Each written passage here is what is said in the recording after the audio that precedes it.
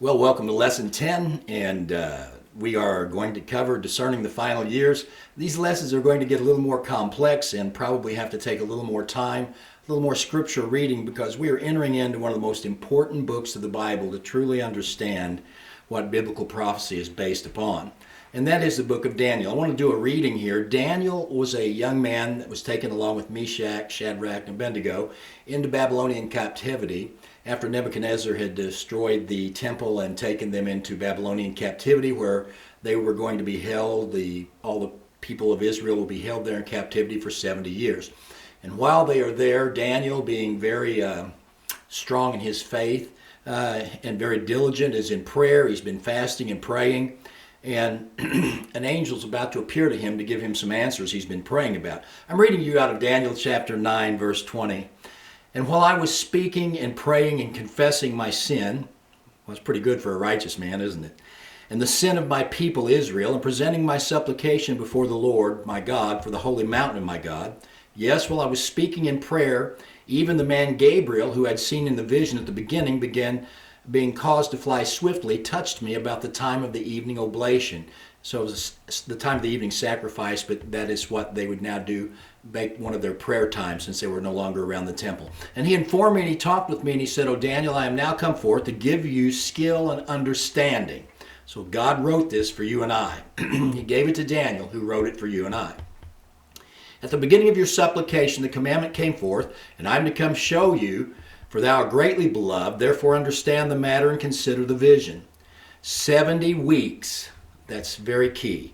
70 weeks are determined upon thy people," speaking of the Jew, that's his people, "and upon the holy city," speaking of Jerusalem, "to finish the transgression, and to make an end of sin, and to make reconciliation for iniquity, and to bring in everlasting righteousness." Who would that be? Of course, that's Christ. "And to seal up the vision that he had given Daniel, and the prophecy, and to anoint the most holy," once again speaking of the Messiah to come. Now this is written 600 years before Christ, the book of Daniel roughly. So the final kingdom to rule before Christ returns, as God gives Daniel this understanding that we will look more of, have given you the setting for these prophecies that come forth, is he's going to tell Daniel there's going to only be 8 kingdoms that rule the earth. And in this 8th kingdom that comes forth, there will be a little horn, or a man called the man of peace, that we're going to see as the Antichrist. And these 70 weeks are going to be broken up into each day being a year. And so when it says 7 weeks, that would be 7 times, it would be 7 years. So it must be understood that these 8 kingdoms, which he's about to tell us, are in the future of Daniel's, and then you and I in our past, but also the 8th kingdom going to be in our future, as it's the final kingdom that will rule on the earth over God's people. Now, it must be understood as we begin to study these 8 kingdoms that he's going to give Daniel, if I would have gone to read ahead, it's got to be understood that these 8 kingdoms are not all the kingdoms of the world, or even the greatest kingdoms in the earth in our day. But these are the 8 kingdoms that have oppressed God's people of Israel and that nation. So once again, they're not the only kingdoms, but there'll only be 8 that will exist, as he tells Daniel, between that day and the day of the return of the Lord. So these kingdoms are listed in the Bible, and they're focused on the book of Daniel, and then also in Revelations. I want to read Revelations chapter 17. So I'm jumping apart almost 700 years of time between these 2 writings by 2 different men, same author, the Holy Spirit. "And the angel said unto me, Wherefore did you marvel?" Revelation 17. "I will tell you the mystery of the woman and of the beast." So John had a vision while he's on the Isle of Patmos, and I'll tell you the mystery of the woman and the beast that carried her, which have 7 heads and 10 horns. This beast having 7 heads and 10 horns. "The beast you saw was, is not, and shall ascend out of the bottomless pit and go into perdition. And they that dwell on the earth shall wonder, whose names were not written in the book of life from the foundation of the world. And when they behold the beast that was, and is not, and yet is," and then verse 9, "And here is the mind which has wisdom. 7 heads are 7 mountains on which the woman sits." So I'll stop right there. John's imprisoned because of the Roman government that now in his day, we were 600 years past Babylonian captivity of Daniel that wrote the prophecies. Now he's adding to them. And we need Daniel's prophecies to understand these. So when he's imprisoned on the island of Patmos, speaking of John the Revelator that wrote this, and you talk 7 mountains to him, well, immediately the ones that imprisoned him were the Romans. And of course, he would clearly understand he's speaking of the Romans. So he says, I'll tell you the mystery of the woman. She sits on 7 mountains, and there are 7 kings. 5 are fallen, 1 is, and the other is not yet come. And when he comes, he must continue a short space. So this is speaking of the one that comes at the short space is after these kingdoms. 7 kings, 5 are fallen, and 1 is. So we're going to examine this because, like I said, only 8 kingdoms in the prophecy. So could the Lord have come yet? Good question. And the beast that was and is not, even he is of the 8th. So he's speaking of the Antichrist and his reign. He will be in this 8th kingdom. He is of the 8th and is of the 7th. So he comes out of the 7th kingdom and he goes into perdition. And the 10 horns which you saw will be 10 kings which have received no kingdom as of yet, but receive power as kings 1 hour with the beast. So just a short space. It says these, verse 13, have one mind. They will give their power and strength unto the beast, and they will make war with the Lamb, and the Lamb will overcome them, for he is Lord of lords and King of kings, and they are with him, are called, chosen, and faithful. So we see where this 8th kingdom comes and makes war with the saints, and speaks against the Lamb, and ultimately, speaking, he will be back during this kingdom to fight the battle of Armageddon. They make war with the King of Kings and the Lord of Lords. I'm going to jump ahead to Revelations 13, verses 1 through 5. I stood on the sand of the sea. I saw a beast rise up out of the sea, having 7 heads, 10 horns. Upon his horns 10 crowns, upon his head the name of blasphemy. And the beast which I saw was like a leopard, and his feet were as the feet of a bear, and his mouth as the mouth of a lion. And the dragon gave him his power and his seat and great authority. And I saw as it was, one of his heads were wounded to death, and his deadly wound was healed. And all the world wondered after the beast. And they worshipped the dragon, which gave power to the beast. And they worshipped the beast, saying, Who's like the beast, and who is able to make war with him? And there was given unto him a mouth speaking great things and blasphemy, and power was given unto him 3.5 years, 42 months. So what we see is, we see that we are now getting into the 70th week, or the final 7 years. And I know right now this is going to seem confusing, but we will make it less complex as we go on here. So this, when we talk about this final 7 years, we are referring to what God's angel told Daniel 600 years before Christ, and share with you how it will play out. And of course, if I would walk through that whole book of Daniel and express to you how it works, we would see the 8 kingdoms that have fought against the Jews and held them in captivity. Well, the 8th one hasn't arrived yet, but the first 7 were the Egyptians. Remember, the children of Egypt were taken to Egyptian bondage. That was a great kingdom in the earth. Then you had the Syrians. Then you had the Babylonians, and you had the Medo-Persians that conquered the Babylonians, then the Greeks, then the Romans. And then it talks of the head wound of that great beast. These beasts represent these nations. That's why it was 7-headed beast. And then this nation that somehow gets its head wounded or its power diminished, it comes back alive in the last years before the return of Christ. And many, and I'm one of them that believes that that's the restored Roman Empire. It's interesting to see that the president of France that was elected a few years ago ran on the platform that should he be elected, he would increase the economic power of the euro by coming up with the Mediterranean Pact, of which Israel gladly signed, and you can Google this. And he did get elected on this platform, by the way. And so whenever we had the EU restored, we saw the western section of the old Roman Empire all the way over to Constantinople, which today is Istanbul.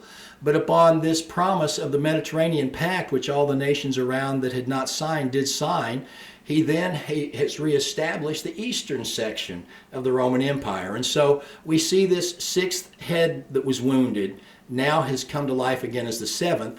And if we are right at all, then what we see is out of these nations shall come a ruler of this very last empire that will oppress Israel and the Jews. And it is the nations that out of one of them, the man called the little horn, or the beast, the Antichrist, the man of sin, will come. So I'm going to read verse 25 now out of Daniel. Knowing therefore and understand that from the going forth of the commandment to restore and to build Jerusalem, and to the Messiah the Prince, which is speaking of Jesus is going to come. He didn't know his name would be Jesus yet. He was waiting on a Messiah. the commandment to restore and build Jerusalem. So he's in captivity. Their temple's been destroyed. Jerusalem's been destroyed. The angel's now telling Daniel from God the timeline. Until this time, there shall be 7 weeks and 62 weeks. And so we know that that ends up being 69 weeks. Now he's breaking this down into 3 different sections as to how these 70 weeks will work before the Messiah comes back to earth. And he tells us, in 62 weeks, the streets shall be built again, and the wall even in troublous times. So he says, you're going to go back and rebuild Jerusalem. And after 62 weeks shall Messiah be cut off, but not for himself, and the people of the prince that shall come shall destroy the city and the sanctuary, and the end thereof shall be with the flood. Verse 27, and he, so now we're talking during this 70th week, stay with me.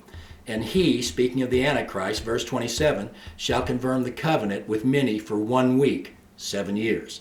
And in the midst of the week, the middle of the week, 3.5 years, 42 months, he shall cause the sacrifice and the oblation to cease, and for the overspreading of abomination he shall make it unusable or desolate. So when you read the words of Jesus Christ, and he talks about when you see the abomination of desolation, you'll know the time is near. Flee to the hills. This is the middle of the week, and this is that final 70th week Daniel is speaking of.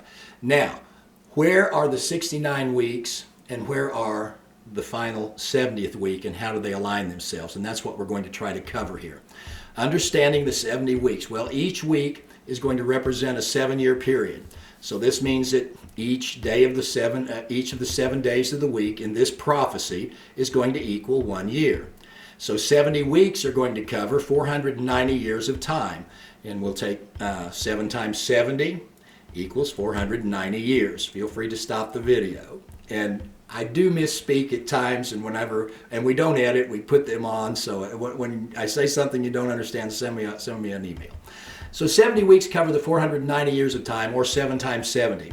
So each year in biblical time, as you know, is a 360-day year. It's 12 months of 30 days each in length, being a biblical year. Now these 70 weeks are divided into 3 sections, and the first portion of the 70 weeks in this prophecy, if you'll take time to read what I have not all read there, is to be 49 years. In other words, he says the first 7 weeks, 7 times 7 is 49 years. And the second portion of the 70 weeks is a 62-week period, which 62 times 72 equals 434 years. So the final week that is left covers a 7-year period. And this is referred to as Daniel's 70th week, or Jacob. Remember, his name was changed from Jacob to Israel, or Jacob's time of trouble. So this prophecy is to the people of Israel, the Jew, God's people, his chosen. And it is a prophecy about the future of the Jewish people and their city and nation of Jerusalem, and today what we know as Israel. So a very interesting observation is this. There was no church of followers of Christ for the first 69 weeks. How do I know that? Well, it's impossible, because for the first 69 weeks there was no Messiah. Let's break this down.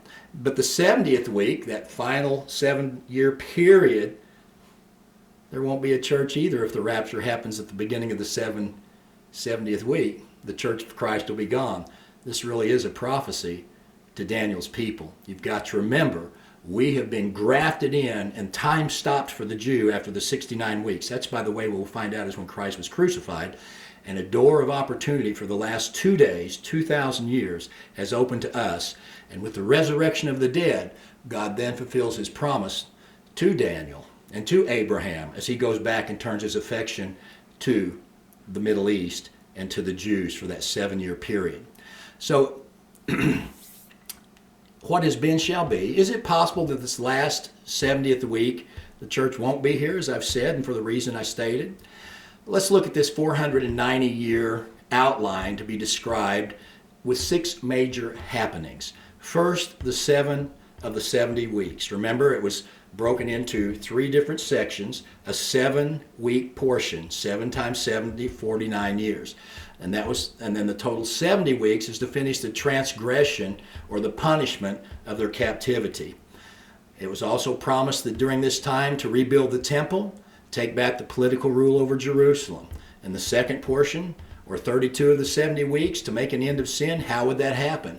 Well, there was only one sacrifice that can make an end of sin, And it's not a goat and it's not a bullock. It's the blood of a spotless lamb. And we know who that lamb was that took away the sin of the world. Yeshua HaMashiach, Jesus the Messiah. So to make an atonement for iniquity, this atonement could no longer be the blood of animals, as I mentioned, which was offered at Yom Kippur each year during the holy day of Yom Kippur, or Day of Atonement. So now it's going to be the blood of Christ for you and I. So the last week, or the 70th week, it tells us to bring in everlasting righteousness. Well, who would that be? Well, that's the return of Christ to the earth to set up an everlasting kingdom, beginning with his 1,000-year reign.